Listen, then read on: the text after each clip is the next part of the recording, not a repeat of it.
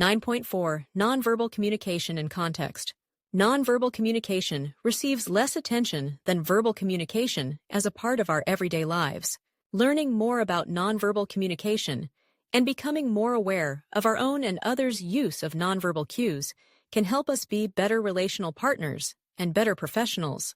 In addition, learning about cultural differences in nonverbal communication is important for people traveling abroad, but also due to our increasingly multinational business world and the expanding diversity and increased frequency of intercultural communication within our own borders.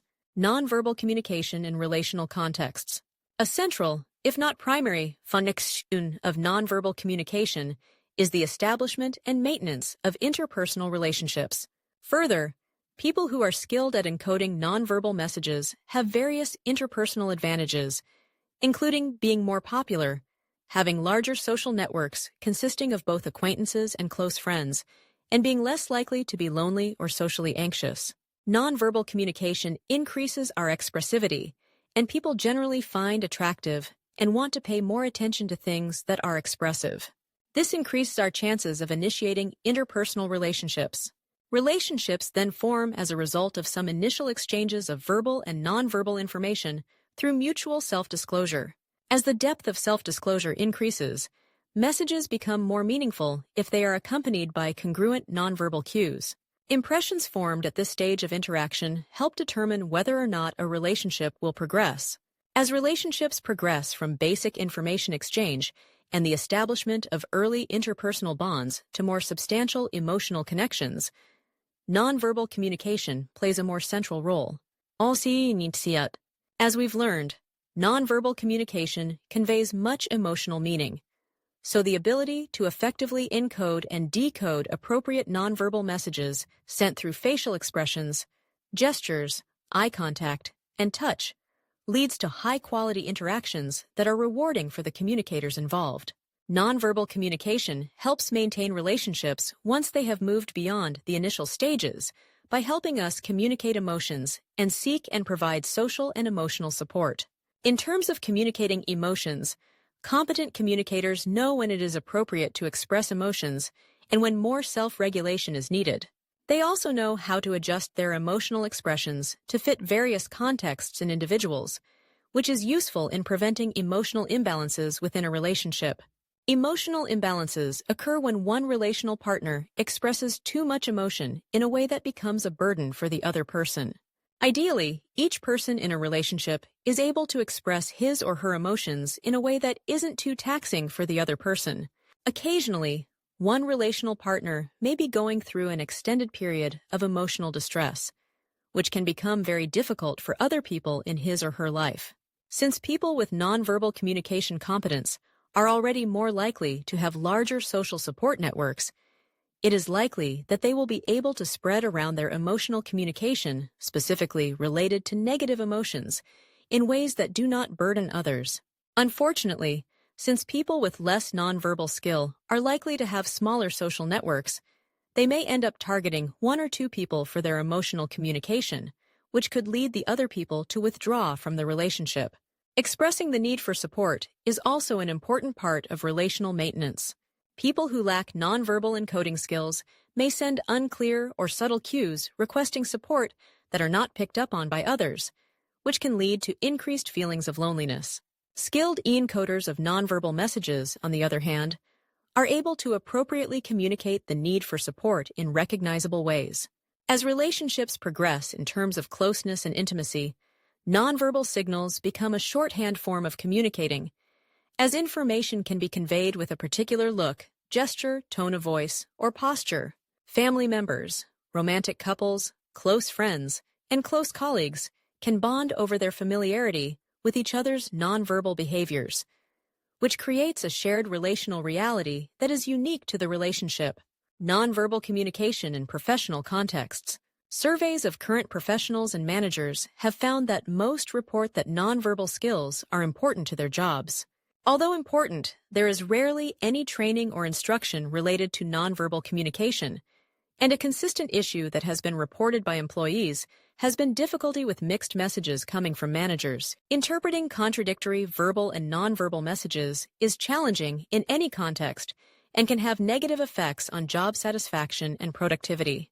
As a supervisor who gives positive and negative feedback regularly and/or in periodic performance evaluations, it is important to be able to match nonverbal signals with the content of the message.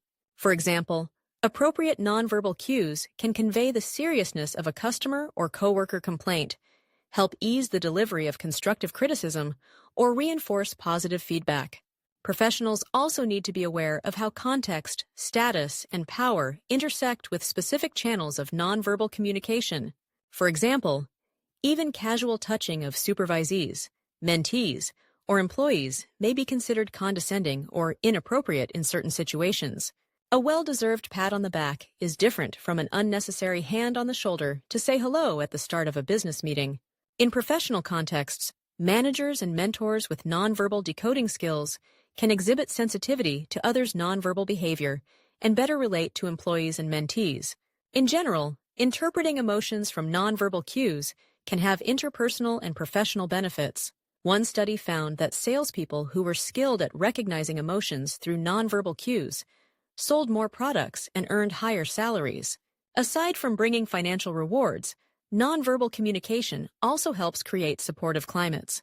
Bosses, supervisors, and service providers like therapists can help create rapport and a positive climate by consciously mirroring the nonverbal communication of their employees or clients. In addition, mirroring the nonverbal communication of others during a job interview, during a sales pitch, or during a performance evaluation can help put the other person at ease and establish rapport. Much of the mirroring we do is natural, so trying to overcompensate may actually be detrimental, but engaging in self-monitoring and making small adjustments could be beneficial. You can also use nonverbal communication to bring positive attention to yourself. Being able to nonverbally encode turn-taking cues can allow people to contribute to conversations at relevant times, and getting an idea or a piece of information or feedback in at the right time can help bring attention to your professional competence. Being able to encode an appropriate amount of professionalism and enthusiasm during a job interview can also aid in desired impression formation, since people make judgments about others' personalities based on their nonverbal cues. A person who comes across as too enthusiastic may be seen as pushy or fake, and a person who comes across as too relaxed may be seen as unprofessional and unmotivated. Nonverbal communication in professional contexts. Surveys of current professionals and managers have found that most report that nonverbal skills are important to their jobs. Although important, there is rarely any training or instruction related to nonverbal communication, and a consistent issue that has been reported by employees has been difficulty with mixed messages coming from managers. Interpreting contradictory verbal and nonverbal messages is challenging in any context and can have negative effects on job satisfaction and productivity. As a supervisor who gives positive and negative feedback regularly and/or in periodic performance evaluations, it is important to be able to match nonverbal signals with the content of the message. For example, appropriate nonverbal cues can convey the seriousness of a customer or coworker complaint, help ease the delivery of constructive criticism, or reinforce positive feedback.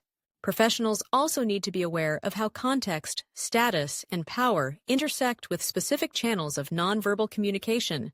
For example, even casual touching of supervisees, mentees, or employees may be considered condescending or inappropriate in certain situations.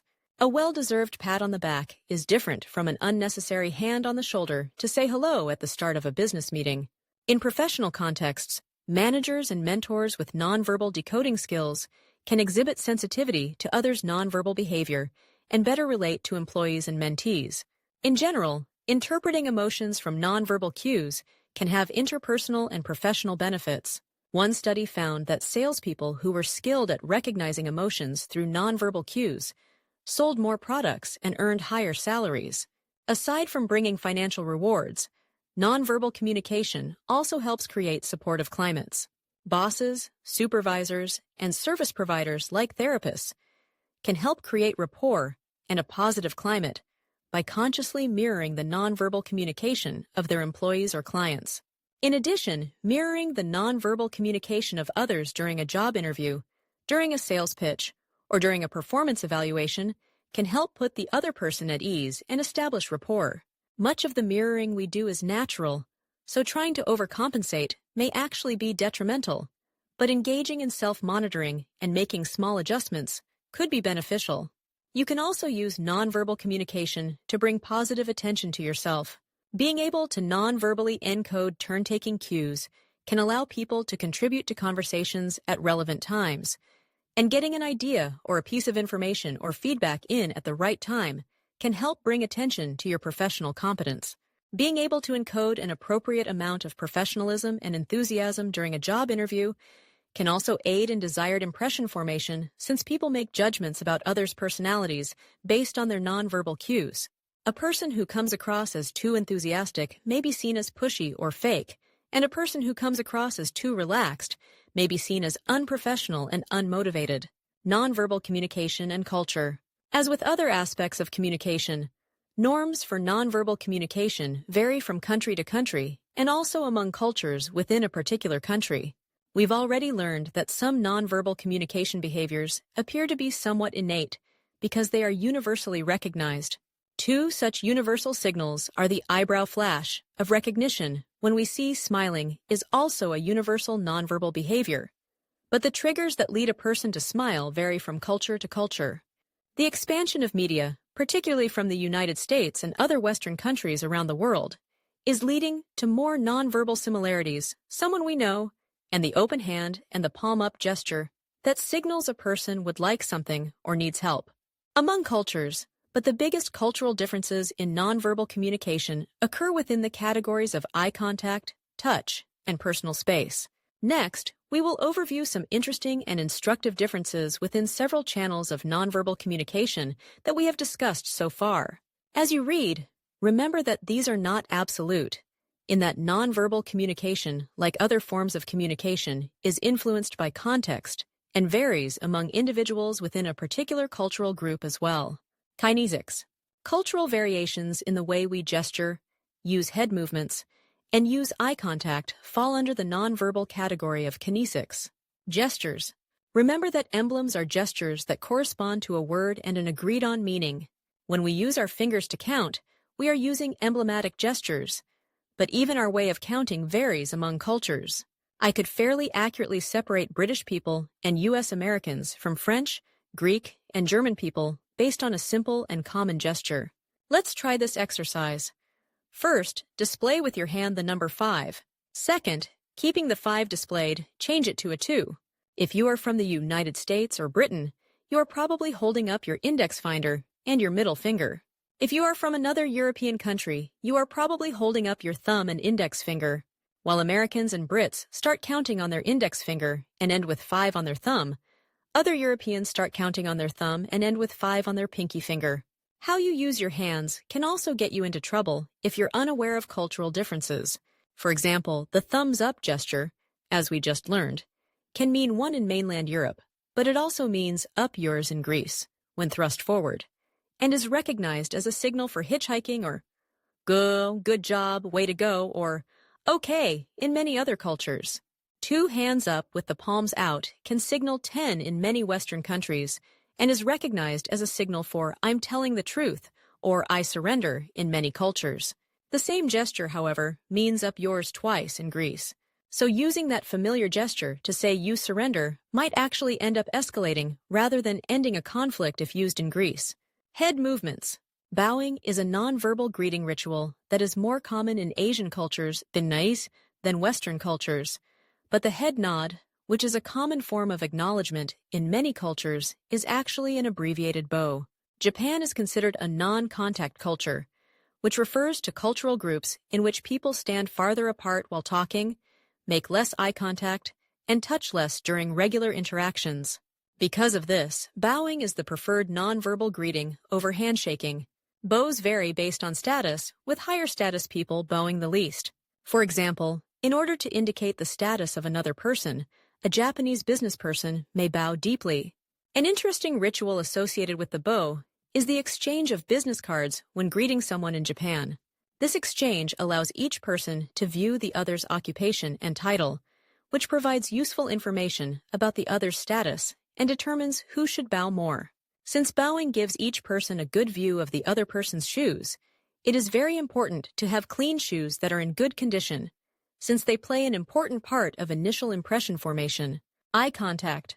In some cultures, avoiding eye contact is considered a sign of respect. Such eye contact aversion, however, could be seen as a sign that the other person is being deceptive, is bored, or is being rude.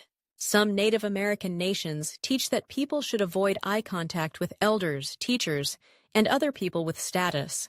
This can create issues in classrooms when teachers are unaware of this norm, and may consider a Native American student's lack of eye contact as a sign of insubordination or lack of engagement, which could lead to false impressions that the student is a troublemaker or less intelligent. Haptics. Touch behaviors are important during initial interactions, and cultural differences in these nonverbal practices can lead to miscommunication and misunderstanding. Shaking hands as a typical touch greeting, for example, varies among cultures. It is customary for British, Australian, German, and U.S. American colleagues to shake hands when seeing each other for the first time, and then to shake again when departing company. In the United States, the colleagues do not normally shake hands again if they see each other again later in the day. But European colleagues may shake hands with each other several times a day. Once a certain level of familiarity and closeness is reached, U.S. American colleagues will likely not even shake hands daily unless engaging in some more formal interaction, but many European colleagues will continue to shake each time they see each other. Some French business people have been known to spend up to 30 minutes a day shaking hands. The squeezes and up and down shakes used during handshakes are often called pumps, and the number of pumps used in a handshake also varies among cultures. Although the Germans and French shake hands more often throughout the day, they typically only give 1 or 2 pumps and then hold the shake for a couple seconds before letting go. Brits tend to give 3 to 5 pumps, and U.S. Americans tend to give 5 to 7 pumps. This can be humorous to watch at a multinational business event, but it also affects the initial impressions people make of each other. A U.S. American may think that a German is being unfriendly or distant because of his or her single hand pump, while a German may think that a U.S. American is overdoing it with 7. Contact cultures are cultural groups in which people stand closer together, engage in more eye contact, touch more frequently, and speak more loudly. Italians are especially known for their vibrant nonverbal communication in terms of gestures, volume, eye contact, and touching, which not surprisingly places them in the contact culture category. Italians use hand motions and touching to regulate the flow of conversations, and when non-Italians don't know how to mirror an Italian's nonverbals, they may not get to contribute much to the conversation, which likely feeds into the stereotype of Italians as domineering in conversations or over-expressive. For example, Italians speak with their hands raised as a way to signal that they are holding the floor for their conversational turn. If their conversational partner starts to raise his or her hands, the Italian might gently touch the other person and keep on talking. Conversational partners often interpret this as a sign of affection or of the Italian's passion for what he or she is saying. In fact, it is a touch intended to keep the partner from raising his or her hands, which would signal that the Italian's conversational turn is over, and the other person now has the floor. It has been suggested that in order to get a conversational turn, you must physically grab their hands in midair and pull them down. While this would seem very invasive and rude to Northern Europeans and U.S. Americans, it is a nonverbal norm in Italian culture and may be the only way to get to contribute to a conversation. Vocalics. The volume at which we speak is influenced by specific contexts and is more generally influenced by our culture. In European countries like France, England, Sweden, and Germany, it is not uncommon to find restaurants that have small tables very close together. In many cases, 2 people dining together may be sitting at a table that is actually touching the table of another pair of diners. Most U.S. Americans would consider this a violation of personal space, and Europeans often perceive U.S. Americans to be rude in such contexts because they do not control the volume of their conversations more. Since personal space is usually more plentiful in the United States, Americans are used to speaking at a level that is considered loud to many cultures that are used to less personal space. I have personally experienced both sides of this while traveling abroad. One time, my friends and I were asked to leave a restaurant in Sweden because another table complained that we were being loud. Another time, at a restaurant in Argentina, I was disturbed, as were the others dining around me, by a loud table of Americans seated on the other side of the dining area. In this case, even though we were also Americans, we were bothered by the lack of cultural awareness being exhibited by the other Americans at the restaurant. These examples show how proxemics and vocalics can combine to make for troubling, but hopefully informative, nonverbal intercultural encounters. Proxemics, cultural norms for personal space, vary much more than some other nonverbal communication channels, such as facial expressions, which have more universal similarity and recognizability. We've already learned that contact and non-contact cultures differ in their preferences for touch and interpersonal distance. Countries in South America and Southern Europe exhibit characteristics of contact cultures, while countries in Northern Europe and Southeast Asia exhibit non-contact cultural characteristics. Because of the different comfort levels with the personal space, a Guatemalan and a Canadian might come away with differing impressions of each other because of proxemic differences. The Guatemalan may feel the Canadian is standoffish, and the Canadian may feel the Guatemalan is pushy or aggressive. Chronemics. The United States and many Northern and Western European countries have a monochronic orientation to time, meaning time is seen as a commodity that can be budgeted, saved, spent, and wasted. Events are to be scheduled in advance and have set beginning and ending times. Countries like Spain and Mexico have a polychronic orientation to time. Appointments may be scheduled at overlapping times, making an orderly schedule impossible. People may also miss appointments or deadlines without offering an apology, which would be considered very rude by a person with a monochronic orientation to time. People from cultures with a monochronic orientation to time are frustrated when people from polychromic cultures cancel appointments or close businesses for family obligations. Conversely, people from polychromic cultures feel that U.S. Americans, for example, follow their schedules at the expense of personal relationships. Nonverbal communication and gender. Gender and communication scholar Catherine Dindia contests the notion that men and women are from different planets, and instead uses another analogy. She says men are from South Dakota and women are from North Dakota. Although the states border each other and are similar in many ways, state pride and in-group identifications lead the people of South Dakota to perceive themselves to be different from the people of North Dakota, and vice versa. But if we expand our perspective and take the position of someone from California or Illinois, North Dakotans and South Dakotans are pretty much alike. This comparison is intended to point out that in our daily lives we do experience men and women to be fairly different, but when we look at the differences between men and women compared to the differences between humans and other creatures, men and women are much more similar than different. For example, in terms of nonverbal communication, men and women all over the world make similar facial expressions and can recognize those facial expressions in one another. We use similar eye contact patterns, gestures, and, within cultural groups, have similar notions of the use of time and space. As I will reiterate throughout this book, it's important to understand how gender influences communication, but it's also important to remember that in terms of communication, men and women are about 99% similar and 1% different. Kinesics. Although men and women are mostly similar in terms of nonverbal communication, we can gain a better understanding of the role that gender plays in influencing our social realities by exploring some of the channel-specific differences. Within the category of kinesics, we will discuss some gender differences in how men and women use gestures, posture, eye contact, and facial expressions. Gestures. Women use more gestures in regular conversation than do men, but men tend to use larger gestures than women when they do use them. Men are, however, more likely to use physical adapters like restless foot and hand movements, probably because girls are socialized to avoid such movements because they are not ladylike in posture. Men are more likely to lean in during an interaction than are women. Women are more likely to have a face-to-face body orientation while interacting than are men. Women's tendency to use a face-to-face body orientation influences the general conclusion that women are better at sending and receiving nonverbal messages than men. Women's more direct visual engagement during interactions allows them to take in more nonverbal cues, which allows them to better reflect on and more accurately learn from experience what particular nonverbal cues mean in what contexts. Eye contact. In general, women make more eye contact than men. As we learned, women use face-to-face body orientations in conversations more often than men, which likely facilitates more sustained eye contact. Overall, women tend to do more looking and get looked at more than men. Facial expressions.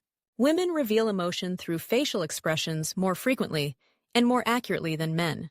Men are more likely than women to exhibit angry facial expressions. Men are often socialized to believe it is important to hide their emotions. This is especially evident in the case of smiling, with women smiling more than men. This also contributes to the stereotype of the more emotionally aware and nurturing woman, since people tend to like and view as warmer others who show positive emotion.